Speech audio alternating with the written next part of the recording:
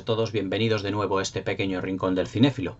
Antes de entrar con la crítica de esta noche, quiero recordaros que os suscribáis al canal, que le des a la campanilla para que no os perdáis ninguno de mis nuevos vídeos y que podáis disfrutar de esta manera pues de todas las críticas que tengo yo aquí subidas y que todas las semanas voy subiendo vídeos muy periódicamente al ritmo de 3, 4 o 5 vídeos a la semana.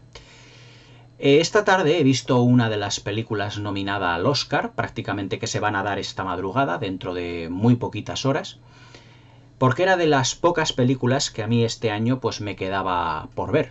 De todas las nominadas al Oscar, Érase una vez en Hollywood, Joker, Mujercitas, las tres las tenéis aquí comentadas en el canal, también la de Puñales por la espalda, que no ha sido nominada como mejor película, pero que tiene otras categorías también, tuvo presencia en los Globos de Oro.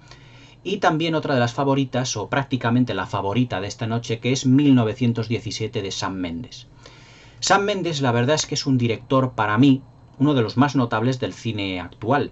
Desde el año 99, 1999, que yo le descubrí, o que prácticamente le descubrimos todos, con aquella notable película que era American Beauty, protagonizada por Annette Bening y por Kevin Spacey, en dos papeles realmente soberbios, pues se convirtió en un director realmente notable, que le dieron el Oscar por este film, y que era un trabajo que estaba milimétricamente trazado en todo lo que era el guión, los personajes muy bien construidos y una puesta en escena encomiable. Era una película que era una comedia ácida, para mí bastante notable en todos sus aspectos. Se llevó la no despreciable cifra de 5 Oscar, mejor película, director, guión, montaje, fotografía, quiero recordar, y también actor para Kevin Spacey. Annette Bening pues se quedó prácticamente a las puertas de ganar un Oscar, pero hicieron los dos una pareja que a mí me encantó mucho en esta película, que es al estilo de las que hacía Billy Wilder, las comedias que hacía Billy Wilder, evidentemente salvando las distancias, pero de ese estilo quiero decir.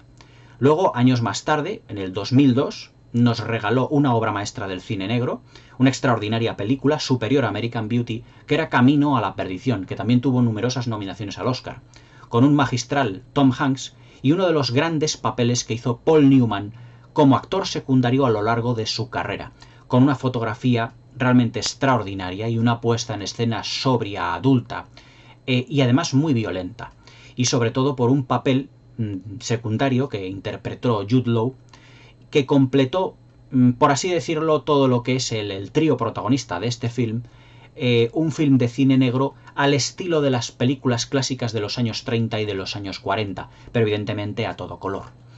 Y luego tuvimos, destacando así los títulos más notables, una de las que yo creo que es una de las mejores películas de la saga James Bond, que es Skyfall, protagonizada por Daniel Craig y con nuestro Javier Bardem haciendo de malvado.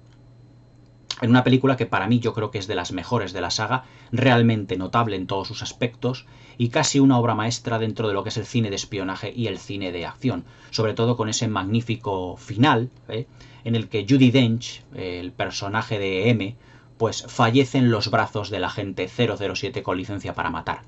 Una película realmente soberbia en todos los aspectos. Y ahora nos llega Sam Mendes con una película bélica llamada 1917, desarrollada el 6 de abril de 1917, que es como los títulos de crédito iniciales de esta película rezan, y todo el mundo pues que la ha visto, muchas críticas aquí en YouTube, críticas que he podido leer, la mayoría de ellas pues destacan que es una impresionante película que yo tenía muchísimas ganas de ver.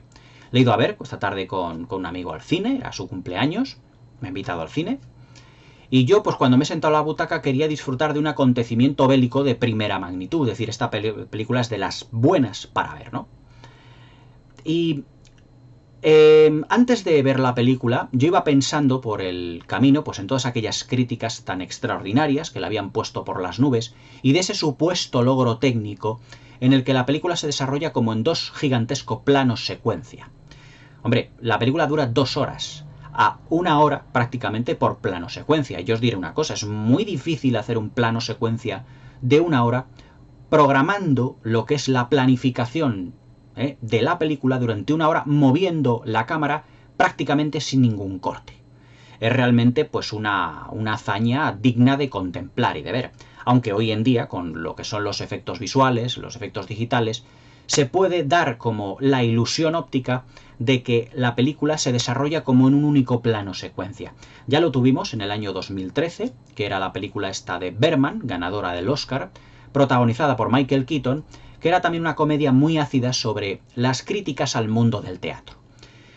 Pero tampoco la película de Michael Keaton, que estaba realizada por Alejandro González Iñárritu, parecía que efectivamente eran planos secuencia toda la película, que en realidad no lo eran.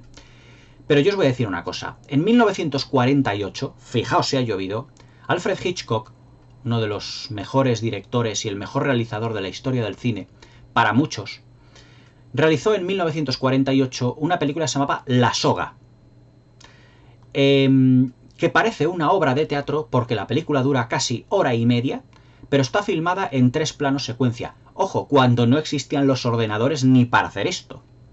Y eso sí que son 3 planos secuencia en toda la película. Pero claro, no le vamos a discutir a Alfred Hitchcock cómo planificar una secuencia larga, donde la cámara se movía con fluidez, dominaba la iluminación en todos los decorados de la película, cosa que no era muy difícil porque había un único decorado, pero que era un estudio. La película ya la comentaría aquí en el canal, es una auténtica maravilla, como todas las que hace Alfred Hitchcock, en el que 2 estudiantes matan a un tercero, como una especie como de experimento para sentirse superiores, y lo guardan en un arcón que sirven de mesa en una fiesta que van a dar en su apartamento. Y que James Stewart es su profesor, y que por lo que va deduciendo de las conversaciones, llega a la deducción de que ellos han matado a ese tercer amigo. Esa película se desarrolla en 3 planos secuencia, pero ojo, 3 planos secuencia auténticos, no falsos, como en la de Iñárritu y como en esta película. Este film, que yo he visto esta tarde, para mí es una de cal y otra de arena.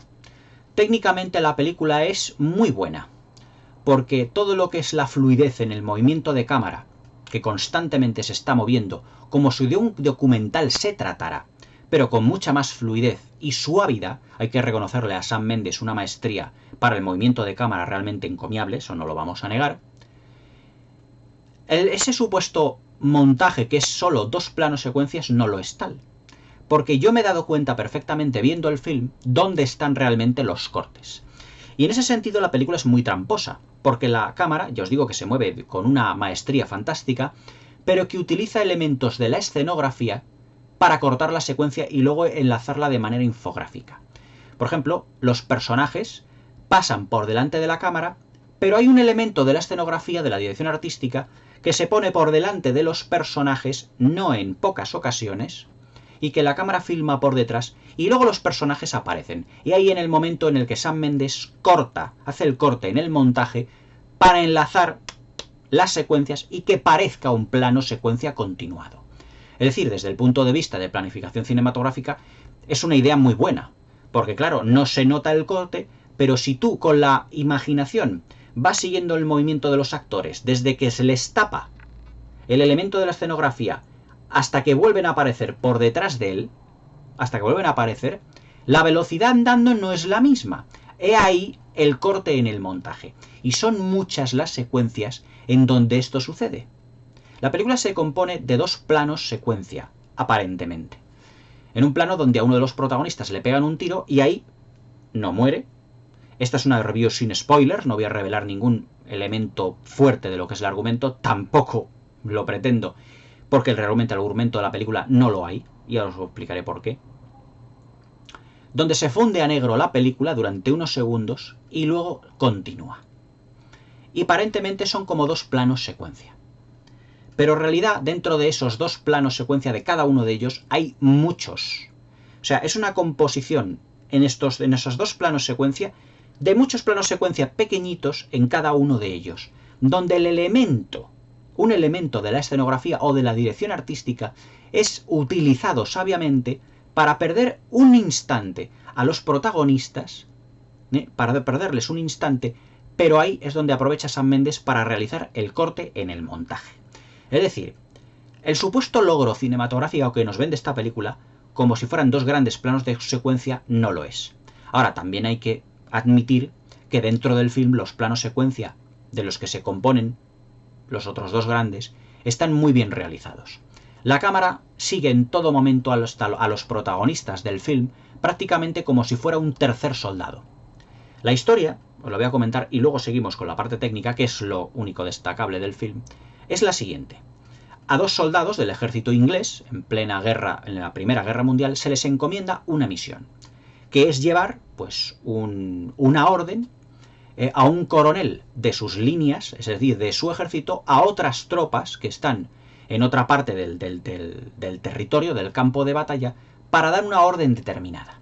Es decir, lo que tienen que hacer los soldados es atravesar parte del territorio enemigo, lo que se llamó en la película, mejor dicho, en la Primera Guerra Mundial, que era la llamada Guerra de las Trincheras, tierra de nadie, como el No Man's Land, que estoy aquí viendo de Wonder Woman. ¿Os acordáis de la secuencia en la que salta Wonder Woman, Diana salta de la trinchera y empieza a luchar contra los alemanes?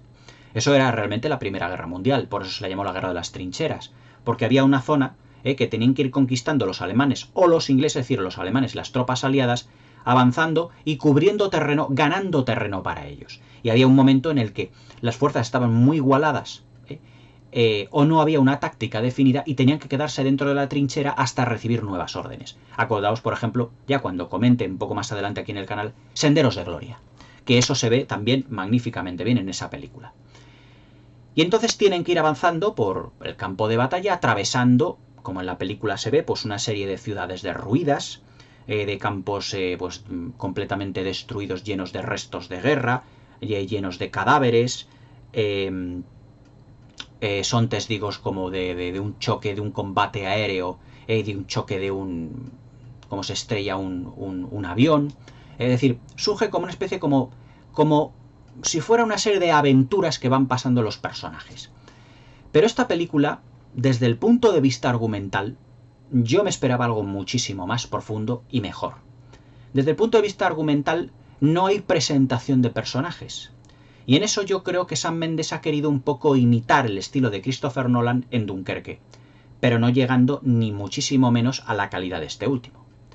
No hay presentación de personajes porque directamente la cámara o la película empieza cuando a estos 2 soldados se les encomienda la misión de tener que atravesar o llegar a las líneas enemigas para llegar también a otra parte donde está el ejército inglés y darles la misión o darles esa orden que tienen que cumplir. Única y exclusivamente la película es eso, y son las aventuras, desventuras, las desavenencias y las desgracias que le pasan a estos 2 muchachos a lo largo de ese trayecto. Pero es que me da la sensación de que todos los acontecimientos que les ocurre parecen realmente como un videojuego. Son como fases que tienen que ir pasando, decorados y pantallas que tienen que ir pasando. Un pueblo derruido, otro destruido, un campo de batalla con restos de una batalla allí con cadáveres, con restos de carros de combate. Uno de los muchachos, de los protagonistas, se sube a un carro, bueno, a un camión para ir con compañeros suyos y les ayuda pues a sacar la rueda de un... Son como yo os diría, como actividades que tiene que hacer una persona que esté jugando un videojuego, misiones que tiene que ir cumpliendo para llegar a un objetivo. O sea, pasa una pantalla que es un trozo del campo de batalla, pasa otra pantalla que es el poblado destruido, pasa otra pantalla y todo eso se va como desarrollando muy mecánicamente, de una manera muy fría. O sea, no vemos una relación entre los 2 personajes un poco, ya no, que os diría yo, más intimista en el sentido de esa amistad que hay en otras películas bélicas que se forja entre los compañeros. Al principio de la película están juntos, pero no sabemos prácticamente de dónde ha salido o qué pasado han tenido, o qué... No, directamente aparecen, llega un superior suyo, les dice que tienen que cumplir una misión y ya está. Y van pasando pues una serie... Se meten, por ejemplo, en una especie como de trinchera alemana, donde estaban allí pues las camas de las tropas alemanas. Son testigos de una especie como de derrumbe, y van pasando como fases. Argumentalmente la película a mí me ha decepcionado, porque yo me esperaba una historia más completa. A lo mejor me esperaba demasiado, pero la historia para mí es como insuficiente y me deja muy frío. No hay presentación de personajes, no hay desarrollo de los mismos. Es decir, psicológicamente sabemos que los acontecimientos que van viviendo le afectan a los 2 personajes y a uno más que a otro. Pero sinceramente la veo muy fría. Es decir, no es una película que conecte con el espectador en el sentido de que te puedas identificar con ese soldado, sino que la cámara va siguiendo a estos dos soldados a través de un devenir de acontecimientos y de, ya os digo, como de aventuras, pero como si fuera un reportero de guerra que va continuando, que va siguiendo a otros dos soldados. Y evidentemente en la película no está la cámara movida como si fuera un documental en el que la cámara se mueve de una manera brusca, como en Salvar al Soldado Ryan, sino que se mueve con una gran elegancia, eso sí. En todas estas fases que van pasando, vamos, fases, decorados, de la dirección artística de la película, los protagonistas, hay que destacar un aspecto muy importante que es la fotografía de Roger Deakins. Una fotografía realmente impresionante, extraordinaria y sublime desde cualquier punto de vista. Todo lo que son los juegos de luces, la iluminación, el colorido, el contraste que hay entre ellos y la textura de la fotografía. Hay una parte de la película en la que uno de los dos protagonistas se interna en una especie como de, y esto no es un spoiler, de pueblo de ruido, como si fuera aquí en España Belchite, de pueblo completamente derruido que está como en llamas. Parece que está entrando como en el mismísimo infierno. Es decir, todo está iluminado por colores rojizos, anaranjados, las luces y las sombras se mueven de una manera muy fantasmagórica, y la cámara se va moviendo muy suave, incluso hay algunas secuencias que se mueve como casi a ras de suelo, como si fuésemos testigos de los acontecimientos que vive el personaje, pero desde un punto de vista como de persona muy insignificante que está viviendo todo aquello, de una manera como muy visceral. Y a todo ese trabajo de fotografía y de iluminación es realmente impresionante y muy increíble. Luego, por ejemplo, la película también es rica en tonos azulados, verdes. Hay una secuencia donde los protagonistas cae a un río y llega a una zona donde empiezan a caerle flores como de almendros, de cerezos. Parece que como si el horror hubiera terminado y de repente llega como una especie como de presa donde está todo lleno de cadáveres, y que se asusta mucho y que... O sea, Sam Mendes sabe bascular muy bien en esta película lo que es darle un tono poético a veces y luego un tono más amargo y más descorazonador. Pero todo visualmente tratado. Pero claro, ya os digo que argumentalmente la película se queda muy coja bajo mi punto de vista. Porque es como si nosotros nos metiésemos dentro del mismo personaje y lo que él va viviendo nosotros lo vamos viviendo también. Pero hay ciertas incoherencias argumentales dentro de lo que es la zona global de la película. Por ejemplo, hay una secuencia cuando los dos protagonistas han tenido una especie como de una experiencia en un ataque aéreo y que uno de los aviones se ha destruido, y luego de haber rescatado a uno de al piloto del avión, ocurre algo que no os lo voy a comentar, pero se da cuenta, uno de los protagonistas se da cuenta que hay prácticamente detrás de las ruinas de una casa un ejército inglés, o por lo menos parte de un ejército inglés. O sea, acaba de destruirse un avión y el ejército inglés o esos no han corrido para ver de lo que se trataba. Por ejemplo, el protagonista, el chico, va dentro de un camión que le deja al lado de una zona derruida que tiene un puente que pasar y de repente el camión se va, empieza a pasar el puente y de repente ¡paf!, recibe un disparo. No un disparo al cuerpo, sino un disparo de que hay un francotirador alemán. ¿El francotirador alemán no ha podido disparar al camión que estaba lleno de soldados ingleses? Es que hay ciertas cosas en el argumento que debido a ese montaje y a esos movimientos de cámara no terminan de cuadrar en la película. Hay ciertas incoherencias argumentales que yo creo que no cuajan, no terminan de cuajar. Desde el punto de vista emocional, vemos pues todos los convencionalismos que hemos visto en 1001 películas bélicas. Fallece un compañero, el protagonista pues ¡ay por Dios, qué terrible!, empieza a llorar, hay muchos cadáveres por todos los lados, esto, lo otro, también le afecta. Los soldados que están muy cabizbajos, que por cualquier cosa se ríen a lo mejor, pero es esa típica risa nerviosa. Todo eso lo hemos visto en 1001 películas bélicas. Es decir, argumentalmente es una película llena de tópicos y convencionalismos. No hay nada nuevo. Lo único, ya os digo, desde el punto de vista técnico, que Sam Mendes maneja la cámara, todo hay que decirlo, de una manera muy fluida, de una manera, de una maestría estupenda alrededor de los personajes. Son múltiples los giros de 360 grados que Sam Mendes hace con la cámara para que no perdamos detalle de toda la escenografía que tiene. Todo eso es muy encomiable, todo eso es maravilloso y extraordinario, pero todo eso yo, desde mi punto de vista, me hubiera gustado que estuviese respaldado por un argumento tan sólido y tan bueno como la parte técnica.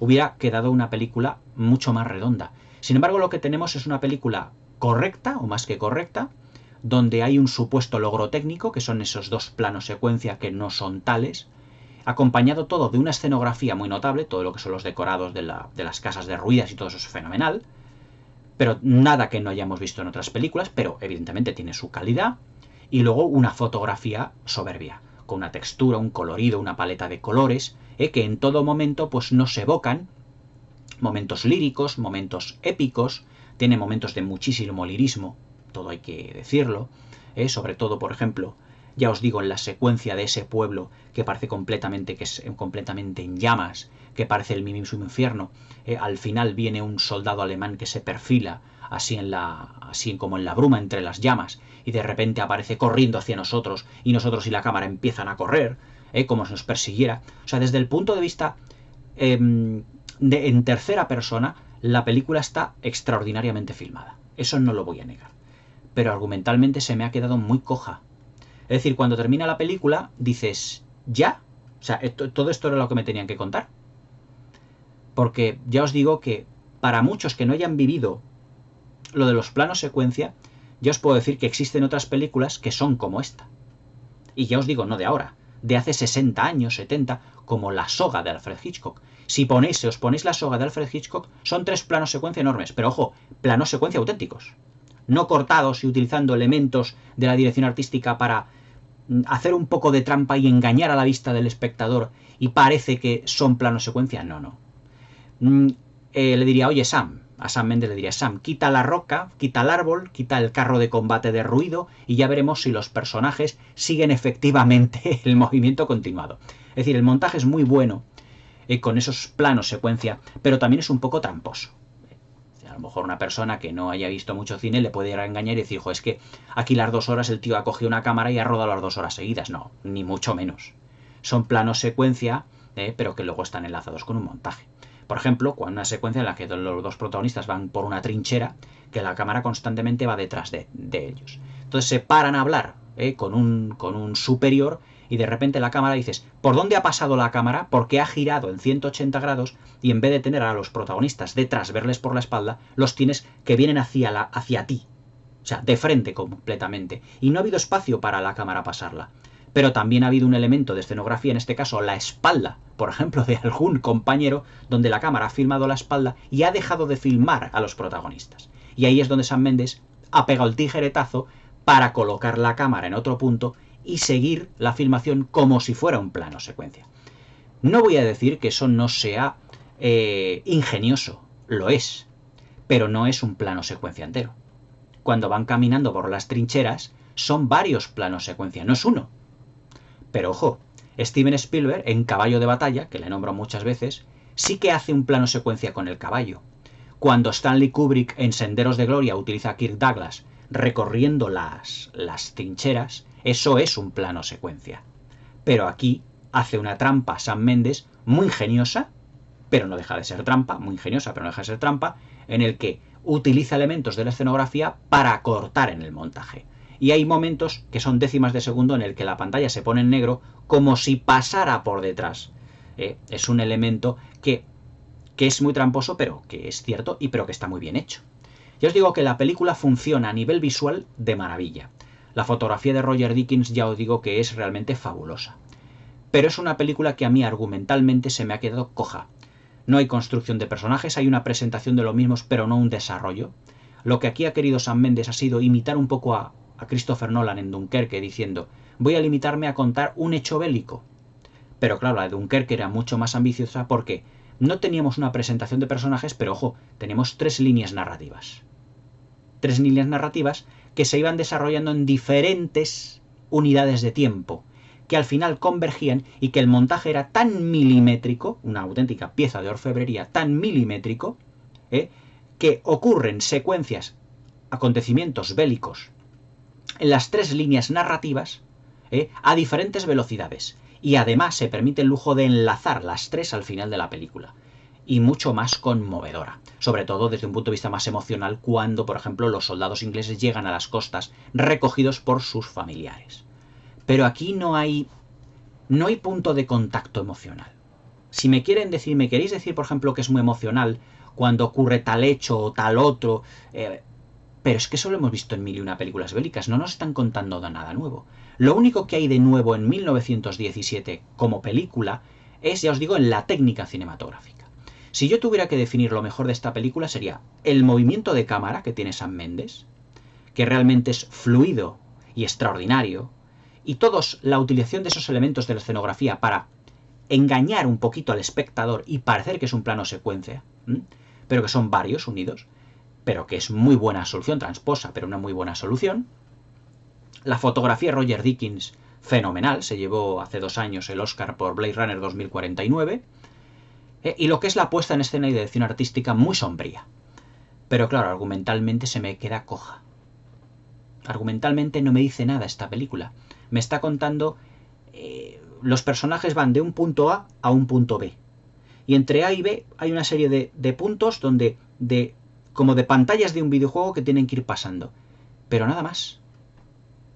Son 2 horas que se pasan volando, porque el montaje es muy bueno, es muy ágil, muy dinámico, muy fluido, pero argumentalmente se me queda muy coja la película. Yo tengo que decir que están nominadas al Oscar este año películas mucho mejores. Joker, para mí, me parece una obra maestra, ahí tenéis mi crítica, la podéis ver perfectamente. Me parece una película con una construcción de un personaje y con una interpretación de otra galaxia. Joaquín Phoenix yo creo que se llevará el Oscar al mejor actor esta madrugada de largo, de largo. Y claro, luego la puesta en escena que tiene la película de Joker y una fotografía llena también de contrastes y de colorido y todo muy turbio y muy tétrico en consonancia con la psicología del personaje, fabulosa. Mujercitas también tiene una puesta en escena maravillosa. O sea, lo que es la ambientación que tiene Mujercitas.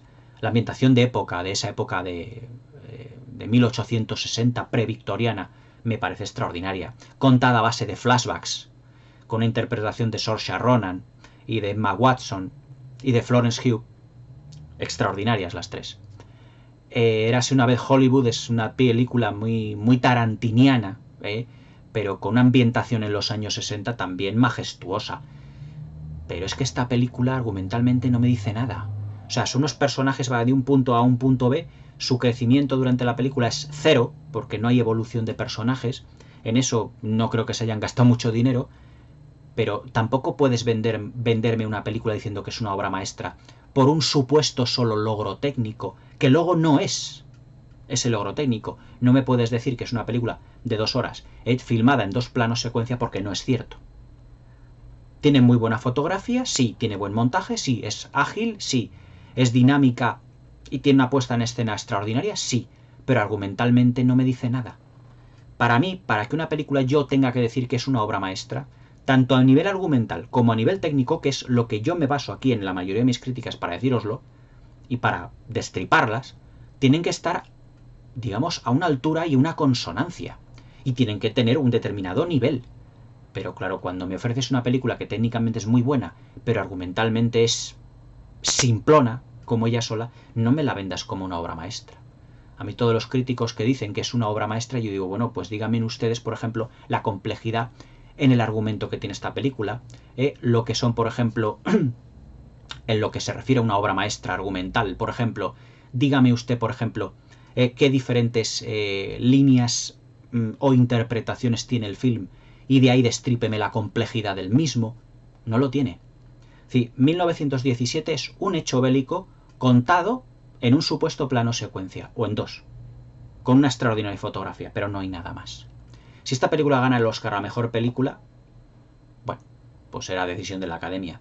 Si gana el Oscar al Mejor Director, también será una decisión de la Academia, pero no es ni muchísimo menos ni la mejor película del año, ni la mejor de Sam Mendes. Si yo le tuviera que dar una nota, la daría, pues ya os digo, por su fotografía y ambientación, la daría entre un 6,5, 6,5. No la doy más. No se lo merece. No es una película 5 estrellas que digas, qué personajes, qué maravilloso todo, qué emocional, lo que me ha calado. la veo muy fría y distante. Y yo creo que es uno de los aspectos de los que carece, de los que hoy realmente carece el cine de Hollywood en muchos momentos. La frialdad de muchos personajes y la nadería de muchas historias que parece que tardan mucho en despegar. No nos cuentan algo que nos agarre a la butaca desde un primer momento, que me diga, es que es interesante desde el primer fotograma. No, tardan en salir los personajes a flote, en el sentido de aportarnos algo desde un punto de vista más emocional. En esta película, puntos de vista emocional que tengas, no. Lo que tú puedas, a lo mejor, pues, emocionarte viendo una fotografía muy bonita. Pero dices, uy, qué bonita fotografía. Qué iluminación, qué bonito, fíjate ese pueblo, qué bien está ambientado, qué ambientación. Esa secuencia, que bien se ha movido la cámara de un lado para otro, ha seguido el personaje. Pero no hay historia. No hay ninguna historia. Por lo demás, yo os digo que es una película correcta, bien realizada, con una parte técnica muy buena, pero argumentalmente fallida. Yo no sé si esta película ganará los Oscar esta noche, pero yo creo que sería una terrible injusticia. Aunque ya en la ceremonia de los Oscar de muchos años vamos viendo muchas injusticias. Pero es nuestro pan de cada día en la meca de Hollywood. Espero que os haya gustado la crítica, espero que hayáis visto 1917, lleva ya un tiempo en cartel, pero el mismo día que se estrenó, yo le dije a mi mujer, tenemos o 1917 o Mujercitas, y escogí Mujercitas, no me equivoqué. Mujercitas es una película exponencialmente superior a esta en todos los aspectos, en todos. Veremos a ver qué es lo que pasa esta noche con los Oscars, ya os lo comentaré en un vídeo posterior. Hasta mañana y que no disparéis a nadie con tanto acontecimiento bélico suelto.